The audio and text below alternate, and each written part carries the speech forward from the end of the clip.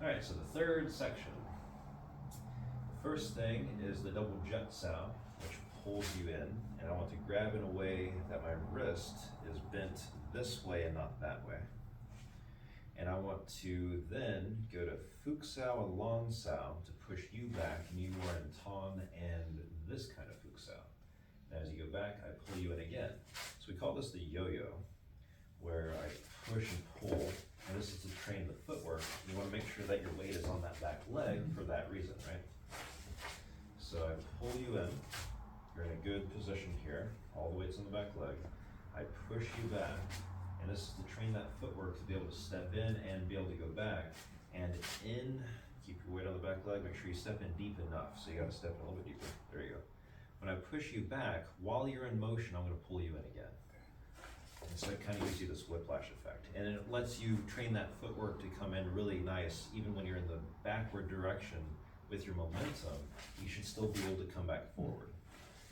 So I pull with the double jut. This arm is pointing forward towards the person. This is in a Jum-Sau. It was a Jut-Sau that turned into a Jum-Sau.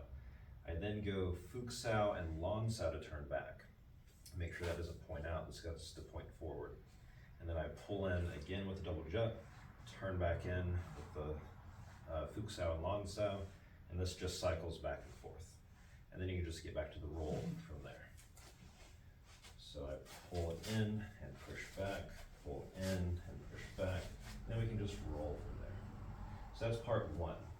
Part two is the petting the cat version of this, where I do a Jum-Sau onto your Ton-Sau hand, and I do a stance turn, which makes you come in. And you come in the same way. You have a lower Bong-Sau and a Fook-Sau here. I am then gonna turn my hand palm up, and I'm gonna palm and go to Wu-Sau with this hand at the same time.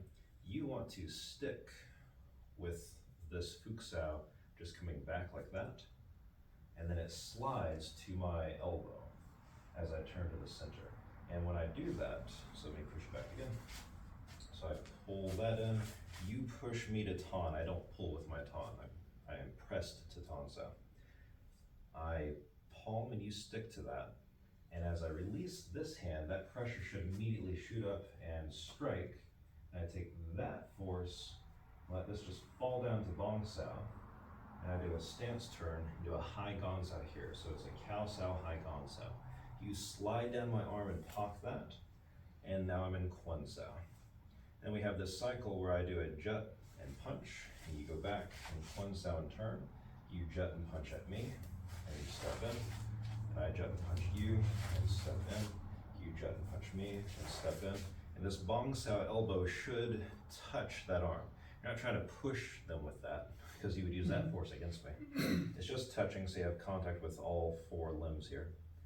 Then I jut that down, turn to the center with my punch, and I step in. He juts me down, and that comes in and makes that contact there. From here I could push him back, or I can go in, and then I jut him down and punch, and he turns this way, so he gets to practice his Kwun-Sau back and forth with these turns. And then he can push me back, and you're just in your stance, and then you do the Chum-Sau, yeah, Jut-Chuen. Okay, so that is part two, and then that section where you're training the Kwun-Sau. Now the last thing is this thing. We cycle with this palm strike. I'm going to touch the inside of his wrist here with a side palm, so that I can come in with a straight palm to his face.